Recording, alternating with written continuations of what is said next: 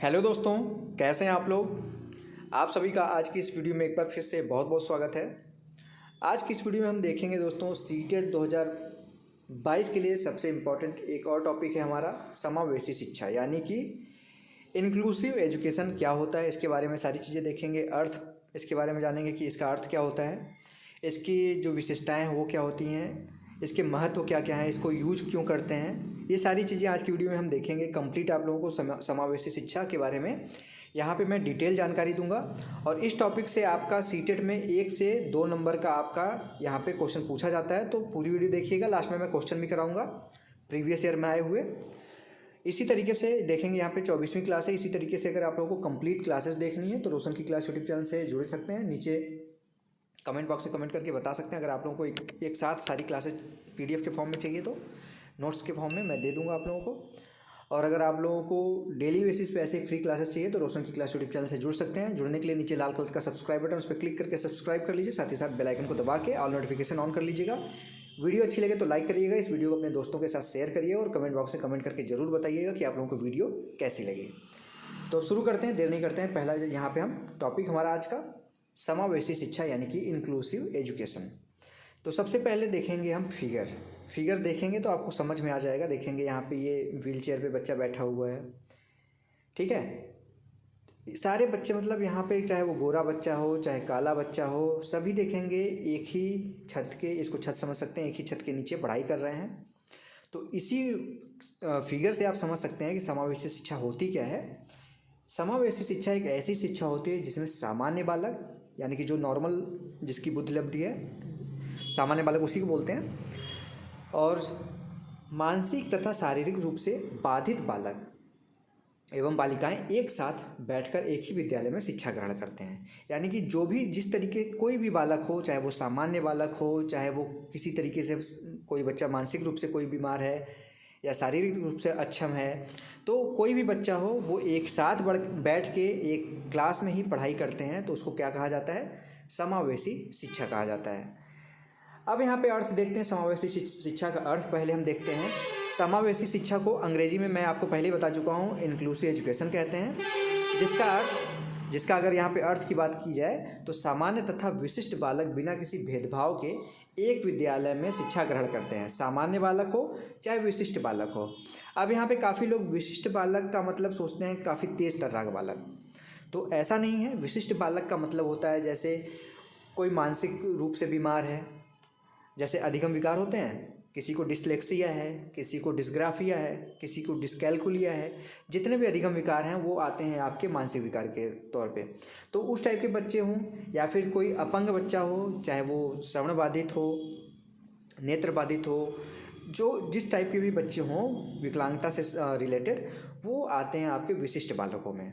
और सामान्य बालक जैसे बाकी आप हैं, नॉर्मल सामान्य बुद्धि लब्धि वाला वो बालक, तो सभी जो होते हैं, जैसे यहाँ पे देखिए मैंने बना रखा है समावेशी शिक्षा बराबर सामान्य बालक प्लस विशिष्ट बालक, यानी कि सभी आ जाएंगे समावेशी शिक्षा में, एक ही स्थान पे शिक्षा ग्रहण करेंगे। समावेशी शिक्षा या एकीकरण के सिद्धांत। अब समावेशी शिक्षा को आप एकीकरण का सिद्धांत यहाँ पे अगर सीटेट में बोल देता है कि एकीकरण का सिद्धांत क्या है, तो समावेशी शिक्षा को ही कहा जाता है। अगर इसका यहाँ पे आपसे सीटेट में पूछ सकता है कि इसका शुरुआत कहाँ से हुआ, तो ये वैसे कहा तो जाता है अमेरिका में, लेकिन यहाँ पे आप कभी आप डिटेल में पढ़ेंगे तो अमेरिका और कनाडा दोनों साथ में आपको देखने को मिलेगा, लेकिन आपके एग्जाम में एक ही आएगा, ज़्यादातर चांसेज है कि वो अमेरिका आएगा। तो समावेशी शिक्षा का जो शुरुआत था वो अमेरिका से हुआ था। अब यहाँ पे समावेशी शिक्षा को जो 3 भागों में बांटा गया है उसके बारे में हम यहाँ पे डिस्कस करेंगे कि समावेशी शिक्षा के 3 भाग कौन कौन से हैं। तो पहला भाग यहाँ पे विकलांग बालक। कोई बच्चा विकलांग है, चाहे वो देखेंगे दृष्टि बाधित हो, श्रवण बाधित हो, वाक बाधित हो, अस्थि बाधित हो, यानी कि दृष्टि बाधित यानी कि कोई देखने में जिसको दिक्कत हो, श्रवण बाधित जिसको सुनने में कोई दिक्कत हो, वाक बाधित जिसको बोलने में कोई दिक्कत हो, अस्थि बाधित यानी कि जिसको चलने फिरने में कोई दिक्कत हो, जैसे मतलब उसकी हड्डियों में कोई कमजोरी हो, छोटा बच्चा हो, बौना हो, या फिर शारीरिक रूप से उसका हाथ दिक्कत हो, उसको पोलियो हो, इस तरीके के जो बच्चे आते हैं वो अस्थि बाधित में आते हैं। तो ये हो गया विकलांग बालक। पहला यहाँ पे बांटा गया, यहाँ पे देखिए 3 भाग, इसको कर लीजिएगा, ठीक है।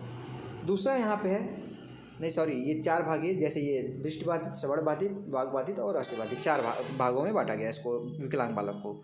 अब इसमें देखेंगे तो विकलांग बालक में जो 4 भाग बांटे गए हैं ये चारों, इसमें भी आपको 3 भाग सभी के 3 भाग देखने को मिलेंगे। जैसे दृष्टिबाधित है तो दृष्टिबाधित में कोई एक निम्न दृष्टिबाधित होगा, एक मध्यम दृष्टिबाधित होगा, एक उच्च दृष्टिबाधित होगा, यानी कि किसी को हल्की दृष्टि की दिक्कत होगी, देखने की दिक्कत होगी, किसी को थोड़ा सा एवरेज में देखने में दिक्कत होगी और किसी को बिल्कुल नहीं दिखाई देता होगा। उसी तरीके से सुनने में भी होगा, उसी तरीके से बोलने में भी होगा, उसी तरीके से शारीरिक में, जैसे किसी बच्चे को पोलियो है तो उसमें देखेंगे तो एक सामान्य पोलियो निम्न में आता है, एक मध्यम में आता है और एक उच्च पोलियो में आता है। दूसरा यहाँ पे है अधिगम अक्षमता, जो मैंने अभी बताया। दूसरा जो यहाँ पे है प्रकार, इसमें अधिगम अक्षमता, जिसमें जैसे पढ़ने में दिक्कत हो, लिखने में दिक्कत हो, बोलने में दिक्कत हो। जैसे यहाँ पे देखेंगे डिसलेक्सिया होता है आपका, डिस्ग्राफिया होता है, डिसकैलकुलिया होता है, इसी तरीके से और बाकी डिस्प्रैक्सिया होता है, इसी तरीके से कई होते हैं। उसके लिए अगर आपको वीडियो डिटेल में देखनी है तो नीचे डिस्क्रिप्शन बॉक्स में भी मैं लिंक डाल दूंगा। अगर अधिगम अक्षमता से रिलेटेड भी आपको पता होगा कि सीटेट में क्वेश्चन पूछ लेता है डायरेक्ट कि अगर किसी बच्चे को ये चीज़ पढ़ने में दिक्कत हो रही है तो उसको क्या होगा, तो इस तरीके की वीडियो अगर आपको डिटेल में देखनी है तो ऊपर आई बटन पे या फिर नीचे डिस्क्रिप्शन बॉक्स में आप जाके देख सकते हैं। तीसरा यहाँ पे प्रकार है अनुसूचित जाति, अनुसूचित जनजाति, पिछड़े वर्ग के बालक या फिर निर्धन वर्ग के बालक हों, तो उनके लिए भी हम यहाँ पे आपका क्या कहते हैं, समावेशी शिक्षा की व्यवस्था करते हैं। और यहाँ पे अगर एनसीईआरटी की बात करें, एनसीईआरटी के अनुसार क्या समावेशी शिक्षा की जो परिभाषा है वो यहाँ पे बताई गई है कि धर्म, जाति, यहाँ पे जाति ये वाला होगा, लिंग, समाज, परिवार आदि के आधार पर बिना भेदभाव के एक ही विद्यालय में शिक्षा देना समावेशी शिक्षा कहलाती है। एनसीईआरटी के द्वारा दिया गया है तो ये आपके एग्जाम में पूछा जा सकता है। अब आता है समावेशी शिक्षा की विशेषताएं। विशेषताएं क्या क्या हैं समावेशी शिक्षा की, तो यहाँ पे देखेंगे पहला है यहाँ पे विशेषता, समावेशी शिक्षा प्रतिभाशाली, कमजोर, औसत हर वर्ग के बालक के लिए होती है। यानी कि किसी के लिए अलग अलग से पढ़ाई नहीं करनी होती किसी को, कि इस क्लास में ये सामान्य बालक बैठेंगे, इस क्लास में औसत बालक बैठेंगे, इस क्लास में अधिगम अक्षमता वाले बालक बैठेंगे, ऐसा नहीं है। सभी को एक ही क्लास में पढ़ाया जाता है एक साथ। दूसरा यहाँ पे विशेषता क्या है, समेकित शिक्षा। अब यहाँ पे देखिएगा आपको समावेशी शिक्षा की जगह पे समेकित नाम भी दे सकता है, याद रखिएगा। समावेशी को ही समेकित कहा जाता है। समावेशी शिक्षा में बालकों के मानसिक स्तर का खास तौर पे ध्यान रखा जाता है। यानी कोई बच्चा अगर अधिगम अक्षमता वाला बालक है, किसी को सुनने में दिक्कत है, किसी को देखने में दिक्कत है, तो उसके अनुसार यहाँ पे सभी चीज़ों को, उसके मानसिक स्तर का ध्यान रखा जाता है प्रत्येक बालक का, उसके अनुसार यहाँ पे शिक्षा दी जाती है। अगला है समावेशी शिक्षा प्रत्येक बच्चे को जो बच्चे की व्यक्तिगत शक्तियाँ होती हैं उसका विकास करने के लिए यहाँ पे जरूरी होता है। अच्छा, अगला यहाँ पे यह एक ऐसी व्यवस्था है जिसके अंतर्गत शारीरिक रूप से बाधित बालक भी सामान्य बालकों के समान महत्वपूर्ण समझा। जैसे कुछ बच्चे होते हैं जो शारीरिक रूप से अपंग होते हैं, वो उनको अगर अलग बैठा के उनको पढ़ाएंगे, अलग क्लास उनके लिए बना दी जाएगी, तो वो सामान्य बालकों से अपने आप को पिछड़ा हुआ महसूस करेंगे, हीन भावना उनके अंदर विकसित होगी। लेकिन जब समावेशी शिक्षा में सभी को एक साथ बैठा के पढ़ाया जाता है तो क्या होता है, उनके अंदर क्या होता है कि जो वो बच्चे मतलब सामान्य बालकों के समान ही अपने आप को समझने लगते हैं, ठीक है, जिससे उनका विकास अच्छा होता है। अगला यहाँ पे देखेंगे अपंग बालकों के जीवन यापन के स्तर को ऊंचा उठाने तथा उनके नागरिक अधिकार को के लिए यहाँ शिक्षा सुनिश्चित की जाती है। यानी कि जैसे कुछ बच्चे होते हैं जो अपंग होते हैं, उनको उनके अधिकार भी नहीं पता होते, तो यहाँ पे समावेशी शिक्षा में उनके व्यक्तिगत अधिकारों को बताया जाता है और अधिकारों को बता के उनको इस तरीके से शिक्षा दी जाती है कि उनका जीवन का स्तर जो है उनको ऊंचा उठाया जा सके।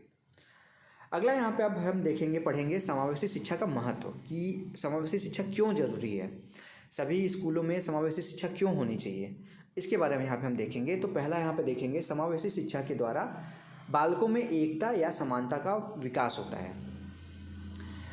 एकता का विकास कब होगा, समानता का विकास कब होगा, जब सभी बच्चों को एक साथ बैठा के पढ़ाया जाए, और समावेशी शिक्षा में यही किया जाता है। इसलिए ज़्यादा महत्वपूर्ण है ये सबसे समावेशी शिक्षा, क्यों बच्चों में एकता और समानता का भाव विकसित होता है। दूसरा है, जैसे कि ऊपर बताया गया कि इसमें सामान्य तथा विशिष्ट दोनों बालकों को ही एक साथ बैठा के पढ़ाया जाता है, इसलिए इसमें कम जो शिक्षा व्यवस्था है वो कम खर्चीली होती है। अब देखेंगे किसी एक क्लास बनानी हो विशिष्ट बालकों के लिए, एक क्लास बनानी हो सामान्य बालकों के लिए, दोनों के लिए एक अलग अलग टीचर चाहिए। अलग अलग चेयर्स चाहिए। अब ऐसे क्या है, सभी को एक साथ बैठाया गया तो एक ही टीचर जो प्रशिक्षित है अच्छे तरीके से वो सभी को पढ़ा लेगा, तो कम खर्चीली होगी। तीसरा है समावेशी शिक्षा के द्वारा बालकों का मानसिक विकास, उनके अंदर नैतिक विकास, सामाजिक विकास और आत्मसम्मान की भावना का विकास सही रूप से किया जा सकता है। ये सारे विकास जो हैं वो समावेशी शिक्षा के द्वारा ही किए जा सकते हैं। चौथा है जहाँ सभी बालक एक साथ शिक्षा ग्रहण करते हों वहाँ का प्राकृतिक वातावरण विकास होना निश्चित है। जैसे कि अब सभी को एक साथ बैठा के पढ़ाएंगे तो वहाँ का जो वातावरण रहेगा ना, इतना अच्छा तरीके से आप महसूस करेंगे कि हाँ सब बच्चे एक बराबर अपने आप को समझ के पढ़ रहे हैं। और लास्ट है यहाँ पे, यह शिक्षा समायोजन की समस्याओं को दूर करने के लिए महत्वपूर्ण होती है। जैसे कोई बच्चा अगर विकलांग है, अधिगम क्षमता वाला बालक है, तो उसको समायोजन कैसे करना है परिस्थिति के अनुसार, वो सारी चीज़ें यहाँ पे समावेशी शिक्षा में कराई जाती हैं, इसलिए ये समावेशी शिक्षा का महत्व है। तो ये था दोस्तों आज का वीडियो। अब क्वेश्चन आंसर देखते हैं, जाइएगा मत, क्वेश्चन आंसर जरूर किया करिए क्योंकि काफ़ी कॉन्सेप्ट क्वेश्चन आंसर से ही क्लियर हो जाते हैं। पहला प्रश्न है यहाँ पे, समावेशी शिक्षा के लिए निम्न में से कौन सहायक है? तो यहाँ पे ग्रीन कलर से जो है वो आंसर है, पहले से लिख के ले जाता हूँ क्योंकि काफ़ी बच्चे होते हैं जो PDF पढ़ते हैं तो उसमें अगर मैं ये बोल्ड नहीं करूँगा ना तो उनको समझ में नहीं आएगा। अगर वो वीडियो नहीं भी देखते हैं तो ग्रीन कलर की लाइन से उनको समझ में आ जाए कि आंसर क्या है। तो समावेशी शिक्षा के लिए निम्न में से यही सहायक है, विद्यार्थियों की आवश्यकता के अनुसार उचित समायोजन होना चाहिए। दूसरा प्रश्न है, एक शिक्षिका की कक्षा में कुछ शारीरिक विकलांगता वाले बच्चे हैं, निम्नलिखित में से उसके लिए क्या कहना सबसे उपयुक्त होगा? मतलब इसमें से 4 ऑप्शन जो दिए गए उसमें से क्या कहेगी कि सभी के लिए वो विकलांग बच्चों के लिए वो सही हो? तो यहाँ पे देखेंगे कि पहिए, मैं चारों ऑप्शन यहाँ पे बता देता हूँ आपको। पहिया कुर्सी वाले बच्चे हॉल में जाने के लिए अपने समवयस्क साथी से मदद लें। मदद नहीं लिया जाता किसी बच्चे को, इससे ये क्या होगा, अपने आप को पिछड़ा हुआ बालक महसूस करेगा, ऐसा नहीं होना चाहिए। दूसरा क्या है, शारीरिक रूप से असुविधाग्रस्त बच्चे कक्षा में ही वैकल्पिक गतिविधि कर सकते हैं। तो कक्षा में ही क्यों करेंगे, उनको समानता का अधिकार यहाँ पे दिया जा रहा है समावेशी शिक्षा में, तो कक्षा में रुकने के लिए उनको नहीं कहा जाएगा। तीसरा है, मोहन खेल के मैदान में जाने के लिए अपनी बैसाखियों का प्रयोग क्यों नहीं करते? तो मोहन से शिक्षिका बोल रही है कि आप अगर विकलांग बच्चे हो तो अपनी बैसाखियों का प्रयोग करो और जाओ खेल के मैदान में। तो ये होना चाहिए, ये आप बढ़ावा दे रहे हैं बच्चे को आगे बढ़ने के लिए। अगला क्वेश्चन देखेंगे, सामान्य छात्रों के साथ एक नेत्रहीन छात्र को पढ़ाने के लिए शिक्षक से किस प्रकार के व्यवहार की अपेक्षा की जाती है? तो शिक्षक से देखेंगे सामने की पंक्ति में सीटों की व्यवस्था करें, नेत्रहीन है तो उसको पास में बैठाएं क्लास में, इतनी तो आप कर सकते हैं कोशिश अपने तरीके से समावेशी शिक्षा की क्लास में। और अन्य छात्रों को परेशानी में डाले बिना, मतलब बाकी छात्र डिस्टर्ब ना हो उसकी वजह से, अपने शिक्षण की गति सभी के अनुसार एक ऐसी गति बनाए जिससे वो नेत्रहीन जो बालक है उसको भी दिक्कत ना हो और जो सामान्य बालक हो उनको भी दिक्कत ना हो। अगला क्वेश्चन है, समावेशी शिक्षा उच्च विद्यालय शिक्षा व्यवस्था की ओर संकेत करती है। तो समावेशी शिक्षा जो है वो जो उनकी शारीरिक, बौद्धिक, सामाजिक, भाषिक या अन्य विभिन्न यहाँ पे विभिन्नताओं में की स्थितियों में ध्यान में रखे बगैर सभी बच्चों को शामिल करती है। जो समावेशी शिक्षा का विद्यालय होता है ये सारी चीज़ें ध्यान में रखते हुए, मतलब ध्यान में रखेंगे अगर कि ये बच्चा विकलांग है, ये बच्चा भाषिक रूप से इसको प्रॉब्लम है, सामाजिक रूप से पिछड़ा हुआ है, इन चीज़ों का ध्यान रखेंगे अगर आप, तो एक समावेशी शिक्षा वाला विद्यालय नहीं बना पाएंगे। अगर सभी को समान समझेंगे तभी आप उसके बगैर सभी को छात्रों को शामिल करें, चाहे वो पिछड़ा बालक हो, चाहे बौद्धिक रूप से कमज़ोर हो, चाहे वो भाषिक रूप से कमज़ोर हो, किसी चीज़ का ध्यान मत रखिए और सभी बच्चों को उसमें शामिल करिए अपने विद्यालय में। 5वां क्वेश्चन देखेंगे, काफ़ी अच्छा है। समावेशी शिक्षा मानती है कि हमें यहाँ पे 2 चीज़ फिल करना है, डैश को डैश के अनुरूप बदलना। तो समावेशी शिक्षा जो होती है या फिर जो NCF आपका 2005 का है वो बाल केंद्रित शिक्षा है ना, तो बच्चे के ऊपर तो ध्यान जाएगा ही जाएगा और उसी के अनुसार अपने आप को यहाँ पे व्यवस्था को आप बदलेंगे। तो यहाँ पे समावेशी शिक्षा मानती है कि हमें व्यवस्था को बच्चे के अनुकूल बदलना है। अब बच्चे को परिवेश के अनुसार नहीं बदलना है, आप जो व्यवस्था बनाएंगे वो समावेशी शिक्षा में वो बच्चे के अनुसार यहाँ पे आप परिवर्तन करेंगे उसका। तो ये था आपका आज का दोस्तों क्वेश्चन, ये इस क्वेश्चन का आंसर ये तीसरा। अगर आज की वीडियो आप लोगों को पसंद आई हो, मेरा ये कोशिश आप लोगों के लिए आप लोगों को अच्छी लगी हो तो प्लीज़ वीडियो को लाइक करिएगा। मेरा ये कोशिश रहता है कि वीडियो अगर देख रहे हैं तो आप लोगों को कुछ ना कुछ सीखने को मिले, जिससे आप लोग जाएँ और CTET या UPTET जो भी एग्जाम देने जा रहे हैं उसमें 1-2 नंबर तो आपका हर वीडियो के साथ इंक्रीज होता रहे। तो वीडियो अच्छी लगे तो प्लीज़ लाइक किया करिए, और डेली बेसिस पे ऐसे सीटेट की कंप्लीट तैयारी करने के लिए या फिर यूपी टेट की या फिर किसी भी टीचिंग एग्जाम की कंप्लीट तैयारी करने के लिए रोशन जी क्लास यूट्यूब चैनल को सब्सक्राइब कर लीजिए, साथ ही साथ बेल आइकन को दबा के रखिए। तो फ्रेंड्स, मिलते हैं नेक्स्ट वीडियो में, तब तक के लिए आप सभी का बहुत बहुत धन्यवाद। जय हिंद, वंदे मातरम।